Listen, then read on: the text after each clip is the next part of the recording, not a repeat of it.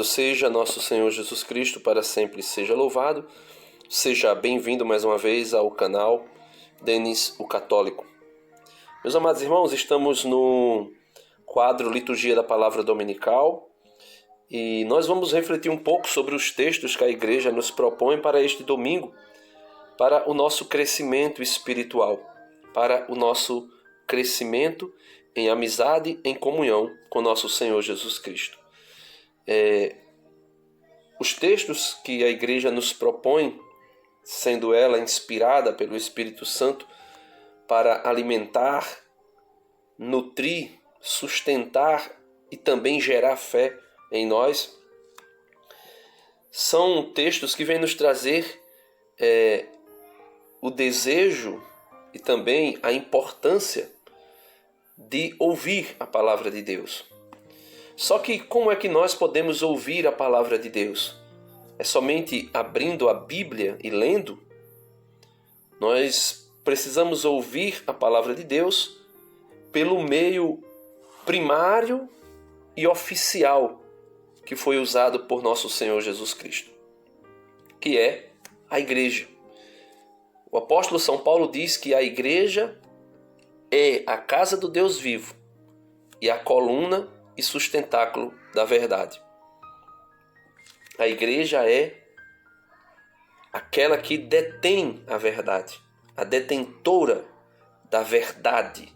E aqui eu quero dizer a verdade verdadeira. Assim como Jesus, quando ia falar, dizia em verdade, para, vamos dizer assim, enfatizar que aquilo que ele estava dizendo era verdadeiro. Então, eu gostaria de dizer, é a Igreja que detém a verdade verdadeira.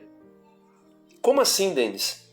Porque existem fragmentos da verdade, mas a Igreja, dada pelo próprio Cristo, guarda no depósito da fé toda a plenitude da verdade. Então, na primeira leitura de hoje, tirada do profeta Esdras, no capítulo 8, a gente vê um fato que é emblemático, porém que marca o povo de Deus de uma maneira extraordinária. Aqui eu falo do povo da antiga aliança e que, a exemplo daquilo que é feito na primeira leitura de hoje, também nós, na nova aliança, na Igreja, nós fazemos semelhantemente.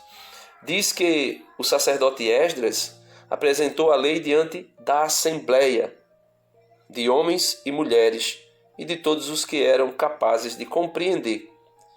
Era o primeiro dia do 7º mês.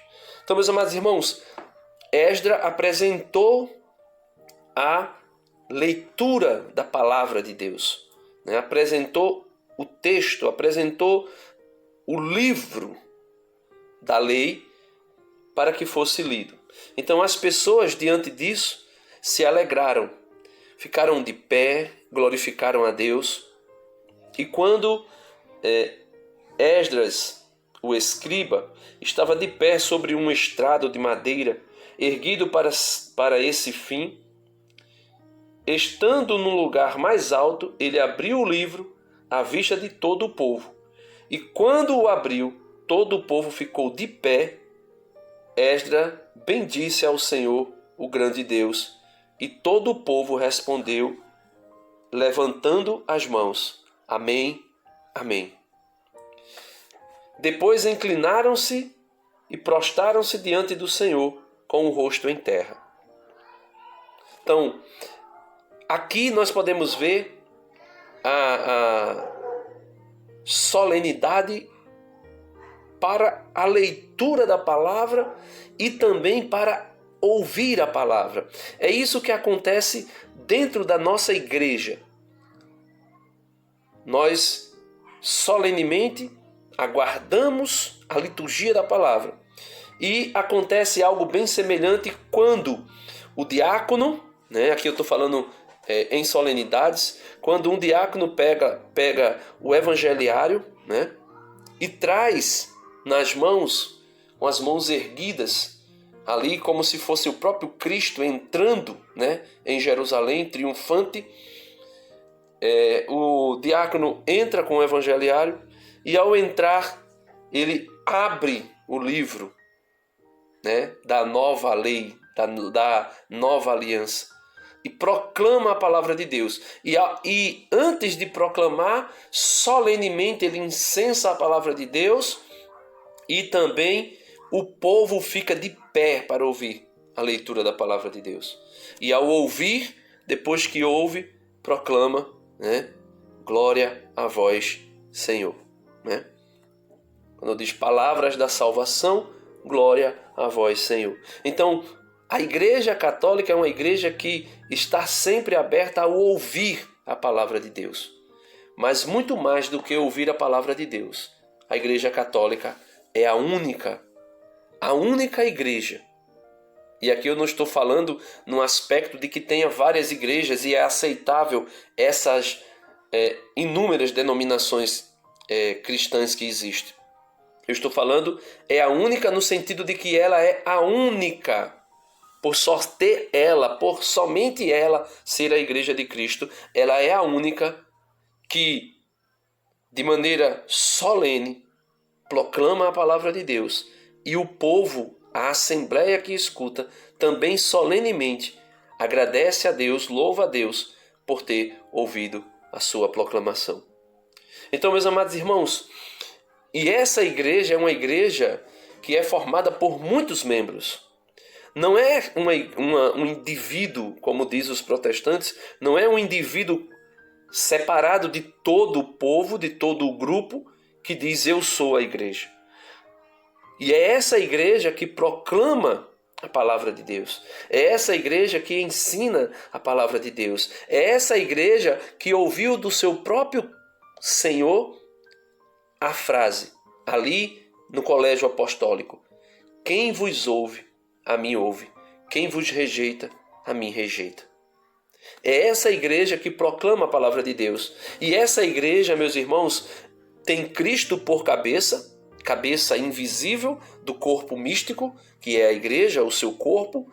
Tem Cristo por cabeça, tem o Papa como cabeça visível da igreja, aquele que mantém a unidade da igreja, porque ele é vigário de Cristo, ou seja, ele é persona Cristo. E aqui eu falo num aspecto não somente como é também os padres, que são sacerdotes ministeriais e que fazem às vezes do único e eterno sacerdote, nosso Senhor Jesus Cristo. Eu estou falando do primado apostólico, eu estou falando do Papa, eu estou falando daquele que é cabeça da igreja, no sentido de ser o cabeça visível que faz às vezes daquele que é a cabeça invisível, Cristo, do seu corpo místico. E ele, o Papa, é quem tem o munus de ensinar. É ele que tem o ministério de ensinar. É ele que recebeu do próprio Cristo as chaves, dizendo: eis aqui as chaves do reino dos céus. E tudo aquilo que tu ligares na terra será ligado nos céus. E tudo aquilo que tu desligares na terra será desligado nos céus. É ele que tem o papel de proclamar a única e verdadeira palavra de Deus, que não está limitada à Bíblia, à Sagrada Escritura. A Sagrada Escritura é parte da revelação da palavra de Deus. A palavra de Deus, ela vai além. Nós podemos ver isso no Evangelho de hoje. São Lucas, que era discípulo de São Paulo, escreve um evangelho, mas veja que ele escreve um evangelho para uma comunidade, né? Ó Teófilo, alguns dizem que é para uma comunidade que recebe esse nome, outros para um servo, né? Ou um empregado do rei, alguma coisa desse gênero. Mas independente aqui, eu não vou aprofundar isso, porque necessitaria-se de fazer uma leitura sobre o significado da palavra Teófilo. Mas eu quero dizer aqui, veja o que diz São Lucas.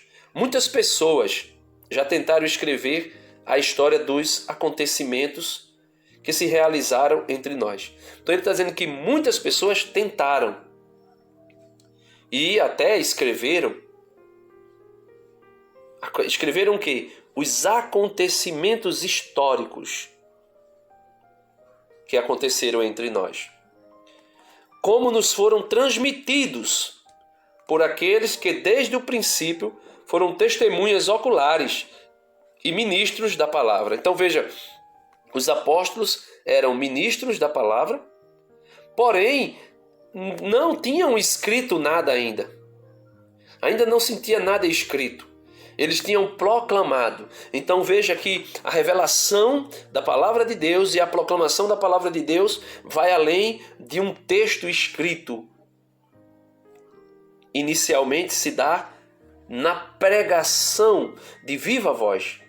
O próprio Cristo não escreveu nada, ele pregou, ele anunciou, ele falou, ele ensinou. E a igreja que recebe de Cristo a prerrogativa de ser porta-voz de Cristo, quando Cristo mesmo diz: quem vos ouve, a mim ouve, ela proclama os apóstolos, que foram testemunhas oculares daquilo que aconteceu nos 3 anos do ministério de Cristo, e não somente testemunha disso, mas testemunha também de outros eventos que aconteceram enquanto Cristo ainda não tinha iniciado abertamente o seu ministério. Eles proclamaram, eles eram ministros da palavra. E o próprio Pedro, o próprio São Pedro, depois que Judas é morto, São Pedro vai dizer que precisa se eleger alguns diáconos. E por que se precisa eleger alguns diáconos?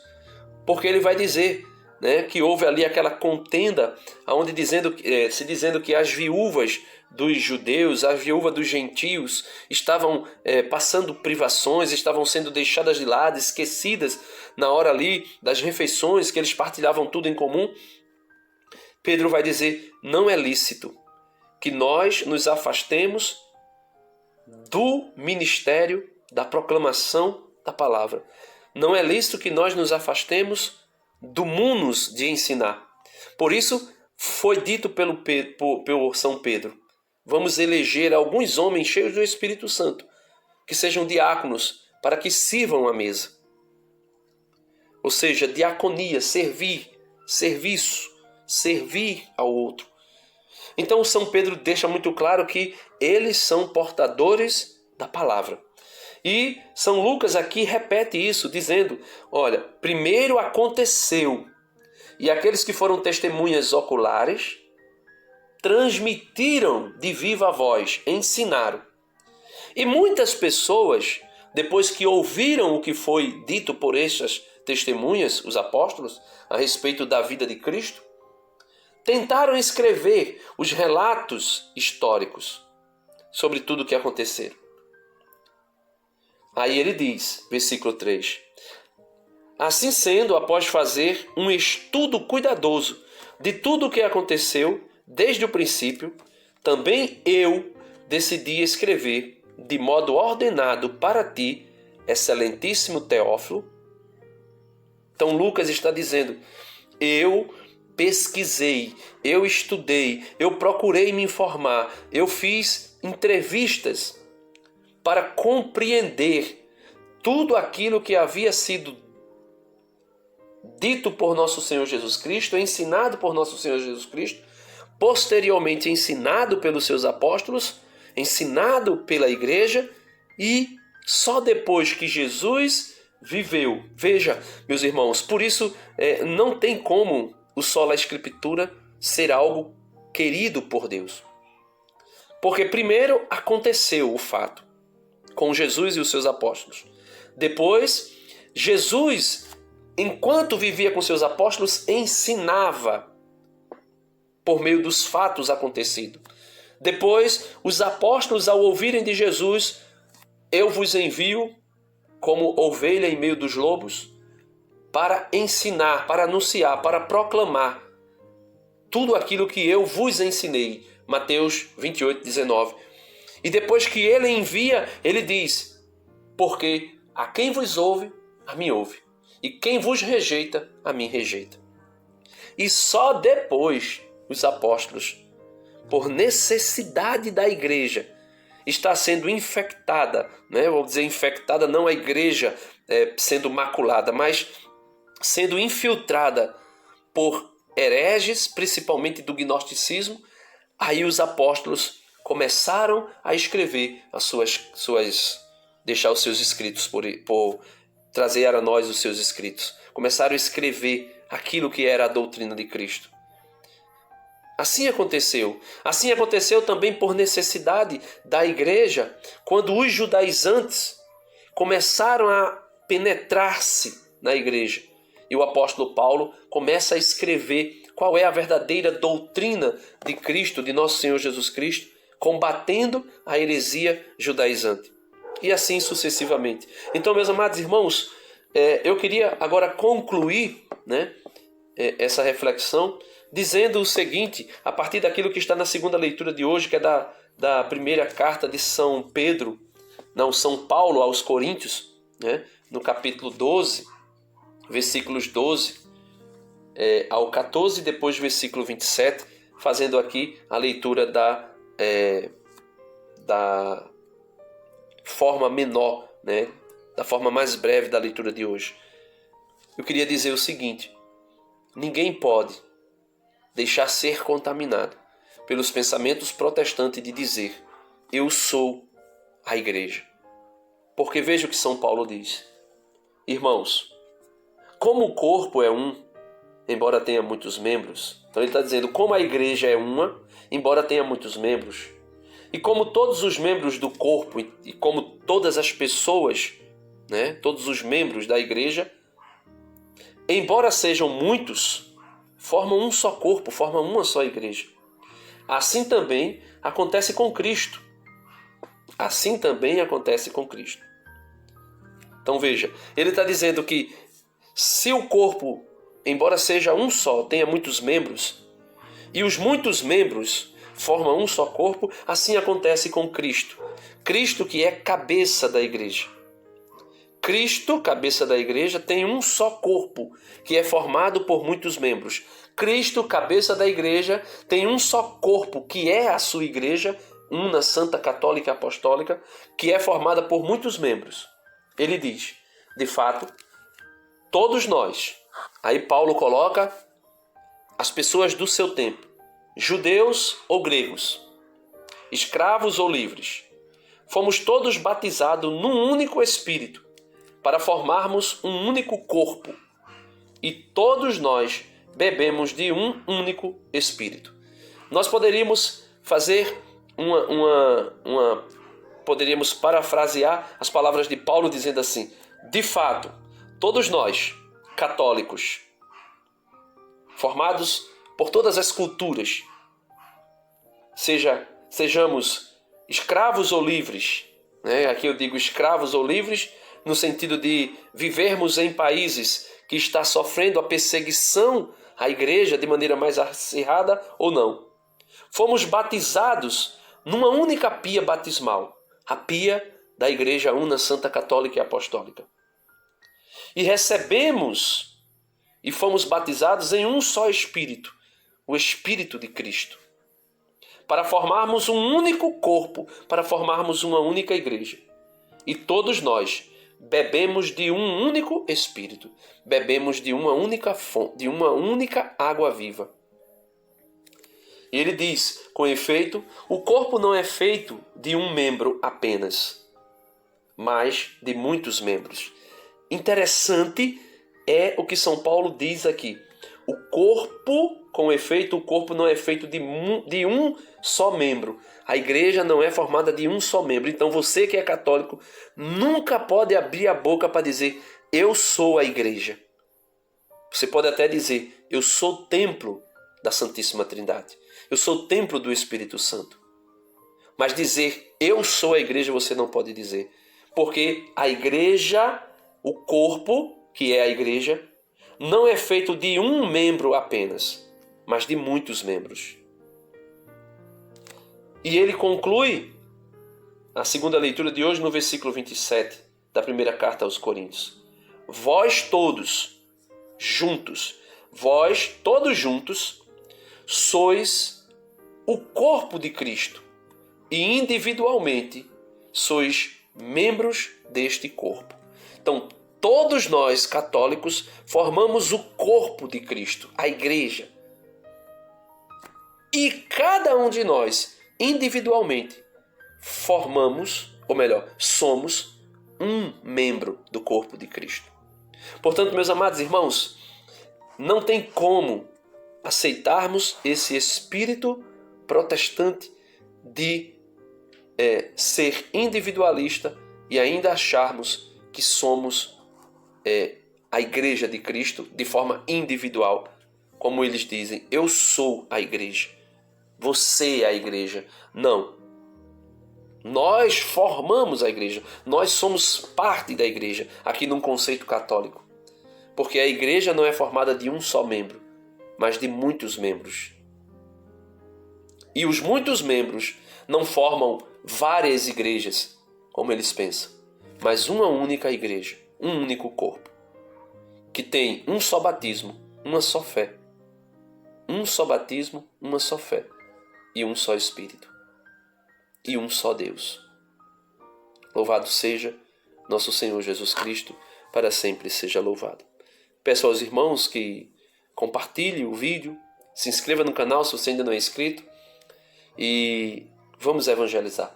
Vamos fazer, por meio da internet, esse meio que é uma bomba nos dias atuais de informação, fazer com que as pessoas percebam que a Igreja de Cristo não é isso que é narrado, não é esse espantalho que é proclamado aí por aqueles que são inimigos da Igreja. Deus abençoe.